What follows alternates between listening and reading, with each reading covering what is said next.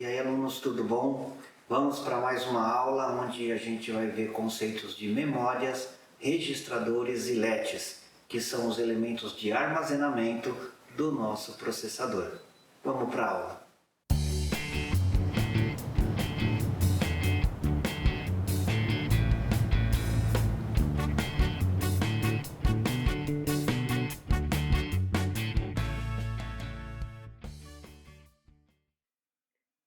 Pessoal, mais uma aula aí de sistemas microprocessados, né? Estamos chegando na metade do nosso curso. Nós vamos falar agora aí do sistema de memória e aprender como é que a gente faz a montagem de registradores e como é que a gente constrói esses elementos dentro da minha CPU. Vamos começar. Nós falamos já em aulas anteriores que a CPU precisa ter sempre um mapa de endereço para todos os elementos do sistema. Então, é necessário que você saiba aonde você deseja colocar cada registrador que você colocou, cada bloco de memória que você tem, e você vai definir como é que vai ser o mapa do seu sistema. E esse mapa, então, vai ser representado no hardware por meio de uma lógica. E essa lógica vai fazer a decodificação desses endereços e das minhas instruções em assembly para que eu tenha os sinais necessários nos meus flip-flops. Então, quando eu tenho registradores, nada mais eu tenho do que flip-flops. Então, eu preciso ligar esses flip-flops no barramento de dados corretamente, dependendo de onde eu quero gravar o meu dado e para onde esse dado vai. Os registradores e a memória RAM estática são muito simples de ser usados. Os registradores são muito rápidos. Na verdade, ele está dentro da CPU. Eu não tenho nem que fazer um acesso, ele já está dentro da minha CPU. Só que ele usa espaço físico do meu processador. Isso é muito caro, eu tenho que fabricar um chip com registradores dentro. Então, o registrador ele é muito rápido e muito fácil, mas ele é muito caro.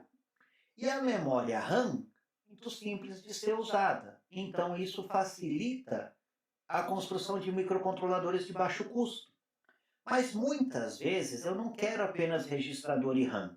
Eu preciso ter alguma forma de carregar o meu código. Então, para sistemas mais complexos, eu tenho memórias como a Flash ou como EPROM, que são memórias complexas, que já têm técnicas de acessos especiais, e eu vou ter um certo trabalho para colocar. É mais difícil do que registrador e RAM. Eu ainda tenho uma memória que chama RAM dinâmica. Essa memória RAM dinâmica tem sinais de controle a mais que tornam ela mais difícil do que usar do que a RAM estática. A RAM dinâmica é a tal da minha DDR que eu tenho nos computadores, são memórias de alto desempenho. E esses procedimentos mais avançados para integração, a gente não vai entrar a fundo nesse curso. Nós vamos focar apenas nos registradores e na RAM estática, mas nós vamos entender como é que essas memórias funcionam. Primeiro, vamos falar sobre essa hierarquia de memória. Quando eu vou fazer o meu projeto, eu começo a pensar na minha CPU, eu estou no topo da minha pirâmide.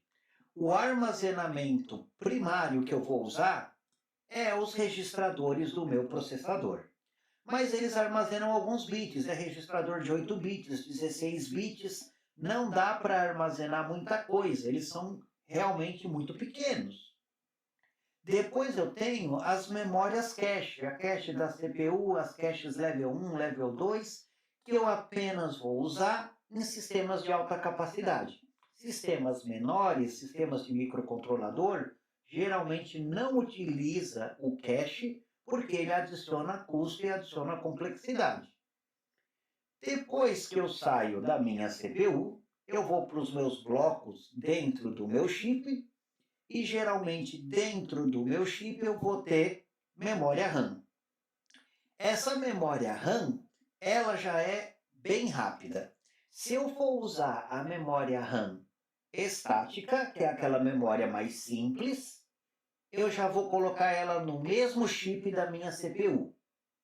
Se eu for usar uma memória DDR, que é as memórias dinâmicas, como um computador, geralmente eu vou colocar ela fora da minha CPU e numa placa-mãe, um sistema maior. Saindo da minha memória RAM, eu tenho as minhas memórias de estado sólido, né, que são as minhas memórias flash. São mais lentas que a memória RAM, mais longe da minha CPU. Mas eu tenho uma vantagem, porque a minha memória flash, ela não é apagada quando eu desligo o meu sistema. A memória flash, muitas vezes, é onde eu guardo o meu programa. Em um computador, em um sistema maior, eu posso colocar até 1 TB, né, discos de memória flash no meu sistema. E em um microcontrolador, eu já vou ter uma quantidade menor de memória flash. E quando eu precisar de muita memória, aí eu tenho os discos mecânicos, que são muito lentos comparado com o resto dos sistemas, mas eles são baratos e aí tem muita capacidade. Tem disco aí de 10, 12 terabytes e que eu posso colocar em um sistema de microprocessador ou de microcontrolador, dependendo do caso. Em microcontroladores simples, não é comum você ter a parte de discos mecânicos, né? Você geralmente tem até a memória flash. Em sistemas mais avançados, eu já tenho a possibilidade de usar discos mecânicos. Essa é a nossa hierarquia de memória e agora nós vamos entender como é que a gente ajusta essa hierarquia de memória para a nossa necessidade e o nosso custo. Como eu já falei, a memória cache pode simplesmente ser removida, ela tem um impacto no desempenho, mas ela não altera o projeto na minha CPU. E ela tem sinais de controle adicionais que nós veremos mais para frente. Vamos, por enquanto, entender que a DRAM é uma memória muito rápida e ela é relativamente complexa.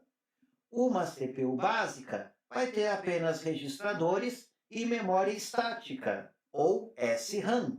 A memória estática é uma memória não tão rápida quanto a DRAM, mas ela é muito boa e ela é simples. Então a memória SRAM, ela é bastante utilizada. Nós vamos ver com detalhes essas diferenças em próximas aulas. Então, quando o meu software acessa o hardware, isso vai ser feito acessando registradores e memórias com base no mapa de endereço.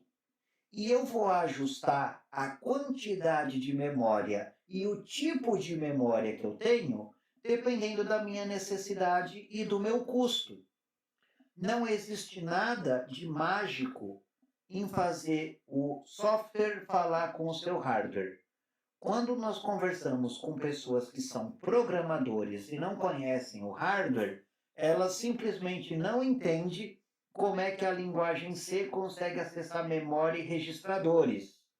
Mas nós que somos da área, da parte mais de eletroeletrônica, nós entendemos essa parte e nós sabemos que simplesmente a linguagem C é compilada para um código assembly e esse código assembly é gravado em uma memória flash e essa memória flash vai dando instruções em assembly que vai gerando sinais na minha CPU, vai fazendo conta, gravando valores, modificando registradores e o meu programa está rodando. É só isso. Não é uma coisa super complicada, mas quem não conhece tem a ideia que isso é alguma coisa super avançada. Mas não é tão difícil assim, não é?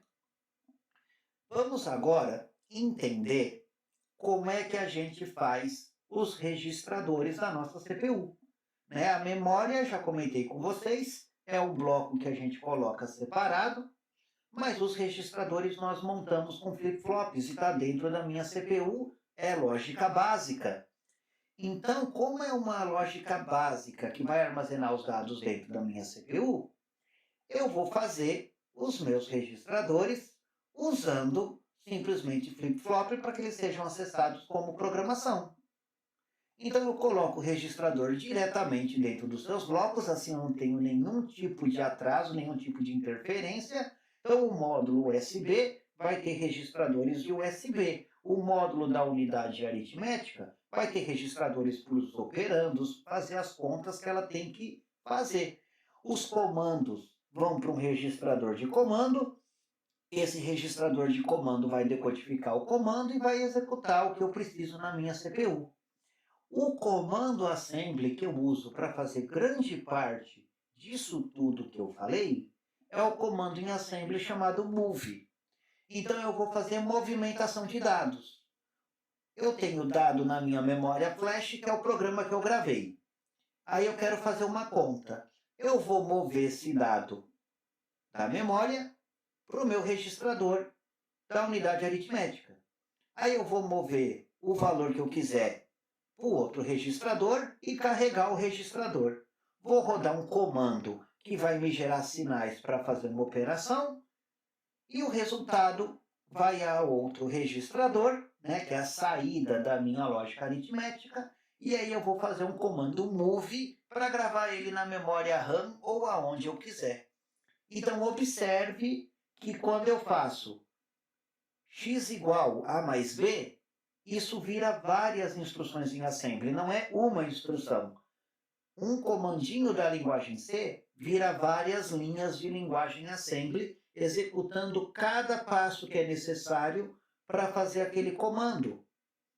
Eletricamente, são só flip-flops. Eu vou fazer o move para o registrador. O que eu vou fazer? Carregar flip-flop. Vou colocar bit nos inputs, vou dar um sinal de enable, vai vir o clock e o sinal está gravado no meu flip-flop tipo D. Pronto. Quando eu quiser ler o flip-flop, eu coloco o enable e leio o meu sinal Q2. Coloco aí os decodificadores, os seletores para o sinal ir para onde eu quero e está feito um registrador de 4 bits. Se eu quiser fazer 8 bits, é só colocar mais 4. Eu posso fazer quantos bits eu quiser aqui. Então, observe esse circuito que a gente aprende no curso de Eletrônica Digital Básica. Como é que eu faço o flip-flop para colocar dentro da minha CPU? Gente, nós já vimos isso no curso de Eletrônica Digital, né? Vamos simplificar? O flip-flop nada mais é do que um bloco com portas lógicas. O flip-flop tipo D, dentro dele tem um flip-flop JK com uma lógica auxiliar, e o flip-flop JK dentro dele tem um flip-flop RS na configuração Master-Slave. Aí o flip-flop JK Master-Slave vai formar o flip-flop tipo D. Aí eu vou colocar enable, preset, clear, fazer tudo bonitinho, e ele vira um registrador de 1 bit. Aí eu coloco vários registradores juntos, e eu tenho o registrador de uma CPU. Observe que nós vamos aumentando a complexidade passo a passo. E é assim que nós vamos entendendo como é que a CPU funciona. Então, se você está com dificuldade, vale a pena revisar as aulas básicas de eletrônica digital para fazer o nosso NAND game, relembrar tabela verdade, mapa de Carnot, para a gente conseguir ir trabalhando com os nossos projetos. Vamos dar uma olhada num programa Assembly. Está previsto para o final do nosso curso, mas é tão simples, nós conseguimos entender isso agora. Então vou pegar um Assembly da CPU Intel. O que faz esse pequeno programa aqui? Tem lá um código em linguagem C, que eu não sei qual é, mas eu imagino que ele está fazendo a soma de 3C com um valor aí binário. Ele quis somar. Então, o registrador AX vai ser carregado com 03C. O comando move, que nesse caso não tem a letra E, assim que o fabricante gostou de escrever, vai para o registrador AX. Vai gerar sinal de controle e o dado para lá. Depois vai ter um outro dado que o cara lá na linguagem C resolveu escrever em binário, não tem problema. Se o cara escrevesse 10, aparecia 10 aqui. Isso vai ser carregado no BX. Vai gerar sinal de controle, vai lá passar pelas minhas lógicas e vai parar no registrador BX. Só que no código em linguagem C, ele escreveu 3C mais 1001B. Então ele vai fazer uma soma, sinal de mais. Então esse sinal de mais tem que virar o comando ADD. E nesse caso, o comando ADD vai somar AX com BX que foi carregado. Vai virar sinais de controle para minha unidade lógica aritmética. Nós já estudamos o bloco somador. Lembra que o bloco somador ele tem um sinal de controle que indica se vai fazer soma ou subtração? Quando ele vê o comando ADD, ele coloca aquele sinal de controle para somar e vai fazer a soma. Depois, ele vai carregar o BX com outro número, um número constante. Vai pegar lá o número constante e colocar 14 no BX, porque o programa está mandando ele fazer isso. Você vai ter lá uma variável igual 14. Aí o assembly vai traduzir isso aí e a variável vai ser carregada no registrador BX. Aí você vai fazer uma subtração.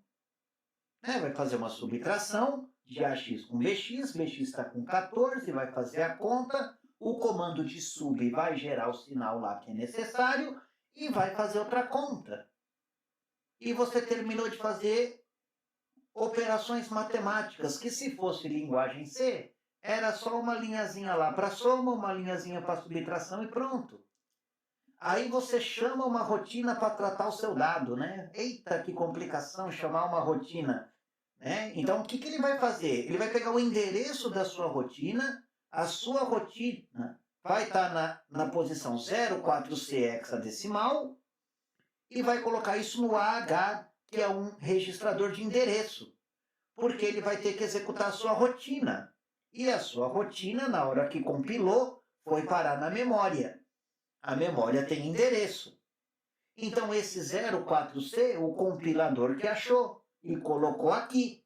E aí ele dá o comando de interrupção 21 para lá chamar a função do Windows que vai rodar sua rotina e vai fazer o que você quer. Então, observa aqui o código em assembly. Estou fazendo operações matemáticas, estou executando rotina. E isso aqui veio de uma linguagem C. E se fosse em Java? Podia estar escrito em Java. Ia terminar aqui também. Cada compilador vai fazer do seu jeito.